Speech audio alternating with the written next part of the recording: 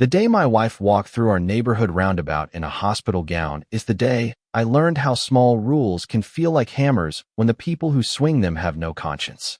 She'd had a procedure, nothing dramatic, just one of those late afternoon things that leave you unsteady and a little raw, and we were 2 blocks from the car when Vivian Pratt, the HOA's self-appointed moral compass, parked her SUV like a blockade and decided to lecture us in the middle of the road. That 3-minute argument changed everything, because it was never really about a gown. I'll be honest, at first I wanted to laugh it off. Maya was embarrassed, sure, but she's the kind of person who shrugs off nonsense. I was the one who couldn't let it go. Maybe it was the way Vivian said decency, like it was a sacred relic, or maybe it was the way a handful of neighbors watched, nodding as if they'd been waiting for permission to judge. Either way, I felt that old, hot knot of something protectiveness, anger, stupid pride tighten up. I recorded the whole thing on my phone because these days you do that before you speak. Vivian called it a public indecency incident. We found a notice on our mailbox the next morning. Fine, 10 days to appeal, standard HOA language. Thin as tissue, heavy as a threat. We lived in Cedar Hollow new build, manicured lawns, the kind of place where the HOA had an opinion on paint color, garden gnomes, and the exact angle of a mailbox flag. Vivian had been president for 3 years. She was efficient, sharp, and allergic to nuance. Her allies were ritualistic in their obedience. One retired contractor who loved bylaws, one PDA mom who loved order, and Gabe Turner, the security contractor who always looked like someone who'd rather not be there. None of that proved wrongdoing. What it did was create an ecosystem where petty enforcement felt righteous, and righteous people seldom check themselves. So I started paying attention. I dug through HOA minutes, which were as dry as sifted flour, and then I found the message board, the after-party of neighborhood order, where somebody had posted pictures of Halloween setups, and, casually, a string of propriety complaints. A neighbor named Luis texted me later. Yeah, I got a warning for leaving my ladder on the driveway for 2 hours. Another woman, Dana, who'd lived here for a decade, sent me a scanned flyer from 5 years ago where Vivian praised the board for boosting curb appeal and attached a note about community standards. Patterns are boring until they add up to something that looks like a system. Things shifted when Gabe, who'd been uneasy since that road stoppage, handed me a clip off his body cam. He didn't mean to, at least he didn't tell his boss, but he'd been working that morning and had walked a beat around the roundabout. In the footage you can see Vivian step out, brilliant in her confidence. And you can see my wife, trembling and honest. Vivian leans in and says, "We can't have this here." Not a question of verdict. Then, just after, Vivian's voice drops into something small and sharp. People need to know their place. That line, you can feel the atmosphere change when you hear it. That's when I stopped imagining this as a one-off humiliation and started to see it as a campaign. We took the footage to Renee Park, a freelance reporter who lived 3 streets over and loved neighborhood drama, like some people love crossword puzzles. Renee wrote a piece that framed it without fireworks, a human story about dignity and power, a note about the HOA's track record, and an invitation to people who'd had similar run-ins to get in touch. Emails came in like rain. The pattern got more obvious. Fines for minor things, targeted citations against certain families, always wrapped in the language of rules. The more we collected, the less it looked like enforcement, and the more it looked like control. That's when tempers flared. Vivian didn't like being cornered. Those who believe they're protecting a moral order always hit back. At the monthly board meeting, she accused me of smearing the association, and she had the exact statute memorized, 3 paragraphs read out loud like a litany. I pushed back.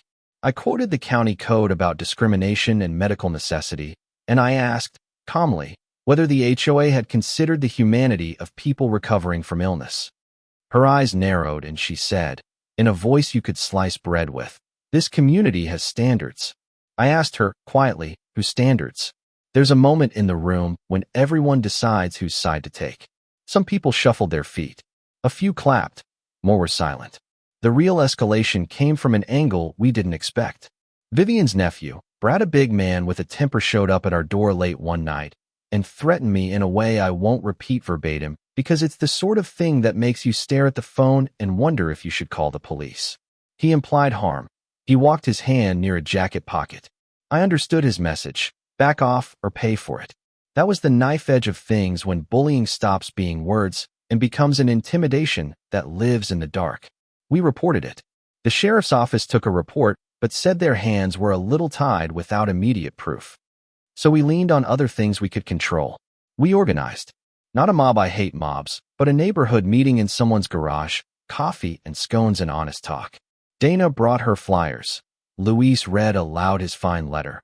A young couple, the Parkers, said they were afraid of retaliation.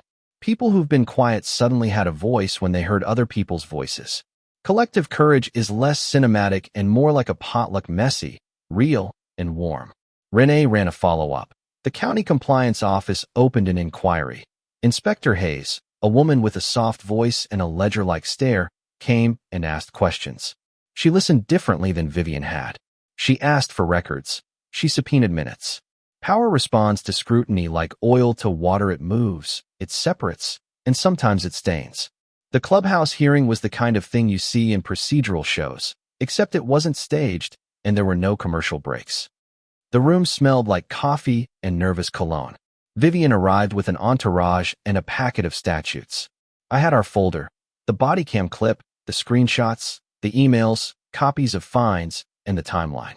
There was a moment, this is cinematic, I'll admit it, where Vivian's voice, which had been polished and sharp all night, faltered when Inspector Hayes mentioned medical accommodation. She smiled thinly and said, "We were enforcing community standards." Mike Turner, though, who used to sign off on every violation, shuffled his papers and refused eye contact. That's when people started to murmur. Vivian tried the guilt tactic. She waved a glossy brochure and said she'd protected property values for years. I stood up and told the room about the hospital gown, about Maya's face as she tried to gather herself in the roundabout, and I asked a question that landed like a pebble in a pond.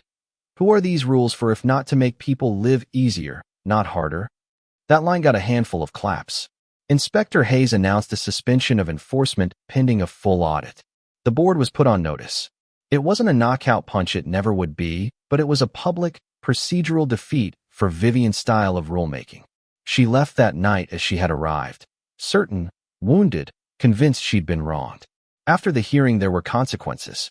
Vivian resigned from some duties. Brad started going by another street name. Gabe cut his contract short and took a county job where he could be accountable to someone else. The community revised its guidelines to include clear accommodation language and a complaints process that didn't read like a threat. We painted over a sign at the roundabout, a small ceremonial thing that felt like scratching graffiti off memory.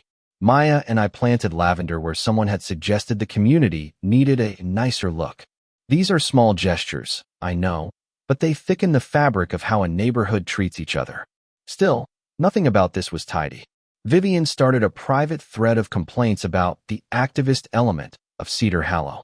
Someone posted an anonymous flyer about outside agitators. A few neighbors said they felt embarrassed to have been on the wrong side. The point is, power doesn't vanish simply because a committee votes against it. It mutates. It leaves scars. That's the open part of the ending. The policy changes are real, but the attitude that inspired them doesn't evaporate overnight. People who felt entitled tend to find new ways to be entitled. What I want you to take from this, and what I wish I'd understood sooner, is that dignity is not a public luxury. It's a private right. Rules are tools. People are not. If you live in a place with a board or a committee, watch how they wield their power. Ask for records. Keep receipts. Talk to your neighbors. The law often moves slowly, but community moves faster when people are honest with each other. And when someone decides to wield standards like a cudgel, that's when you need quieter courage, the kind that shows up with a file folder and a friend, not a megaphone. So tell me, have you ever seen rules used as weapons where you live? Did your neighborhood stand up, or did it look the other way? Drop your story in the comments. Be honest, and be specific. I want to hear whether community can still work the right way, or whether it's just a coat of paint over something brittle. If this hit a nerve, share it with someone who's had to fight a petty invader of dignity. And if you like the pacing, hit like so more of these neighborhood reckonings make their way out of the garage and into daylight.